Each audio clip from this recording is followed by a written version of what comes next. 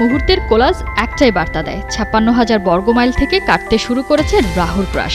পাকিস্তান থেকে নেপাল স্মরণকালের সবচেয়ে অসহনীয় সময়কে পার করে নতুন দিনের শুরুয়াত। হঠাৎই যেন নিরীহ মাটিতে জন্ম নিয়েছে সচেতনতার ধান। পরের মাটিতে ওরা লড়েছে বুক ছিটিয়ে, আবারও প্রমাণ করেছে এই বাংলা জ্বলে পুড়ে ছারখার, তবু মাথা নোয়াবার নয়। পাকিস্তানের মাটিতে ওদেরকে 10 উইকেটে হারিয়ে ইতিহাস রচনার কাজটা সেরেছে টিম টাইগার্স। এবার লক্ষ্যটা ফুলে ফেপে বেড়েছে খানিকটা। মেন ইন গ্রিনদের বিপক্ষে টাইগারদের মিশন টেস্ট সিরিজটিতে হোয়াইট ওয়াশ।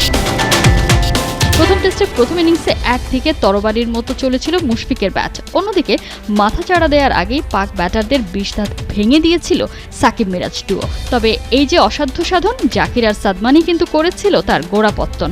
প্রথম ইনিংসে পাকিস্তানের ডিক্লেয়ার করা 448 রানের সামনে দাঁড়িয়ে ধৈর্যের পরীক্ষা ভালোভাবেই উতরে গিয়েছিল এই দুই টাইগার ব্যাটার। দুজনে মিলে টিকে থাকেন 16.5 ওভার।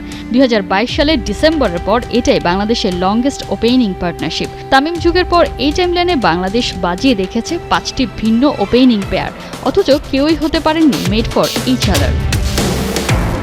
জয় ইনজুরিতে পাকিস্তানের বিপক্ষে ডাক পেলেন সাদমান, তবে শঙ্কা পারবেন তো ঠিকঠাক রিপ্লেসমেন্ট হতে। সেই বছর দুয়েক আগে শেষবার সাদমানের গায়ে উঠেছিল সাদা জার্সিটা। দলে জায়গা না পাওয়ার জার্নিটা ছিল না এতটাও সোজা, তবে সুযোগ পেতেই দেখিয়েছেন হতাশা নয়, বরং যুদ্ধের ময়দানে লড়তে নিজেকে করেছেন প্রস্তুত।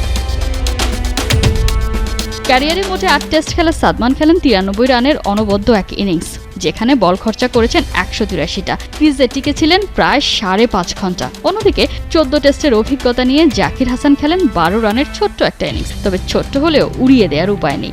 81 মিনিট টিকে থেকে দলকে দেন সলিড স্টার্ট। দ্বিতীয় ও শেষ টেস্টেও এই জুটির উপরেই ভরসা রাখবে টিম ম্যানেজমেন্ট। বোলিং ডিপার্টমেন্টে পরিবর্তনে আছে কানাঘুষা।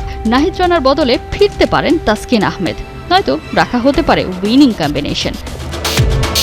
এদিকে উল্টো রথে সওয়ার হয়েছে পাকিস্তান। এবারে জান মান বাঁচানোর লড়াই। প্রথম টেস্টে হেরে এরই মধ্যে প্রেস করে ফেলেছে প্যানিক বাটন। দল থেকে বাদ পড়াদের ডাকা হয়েছে উদ্ধার অভিযানে। বলা হচ্ছে বাংলাদেশের বিপক্ষে নাকি পেয়ে গেছে শক্তিশালী টিম কম্বিনেশন।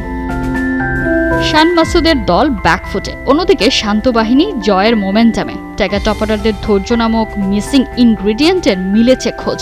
সব মিলিয়ে সফলতার ব্লু প্রিন্ট দেখা দিয়েছে রাওয়ালপিন্ডিতে। এবার কেবল ডাবল ইতিহাস রচনার পালা। কোহিনুর কণা, 71।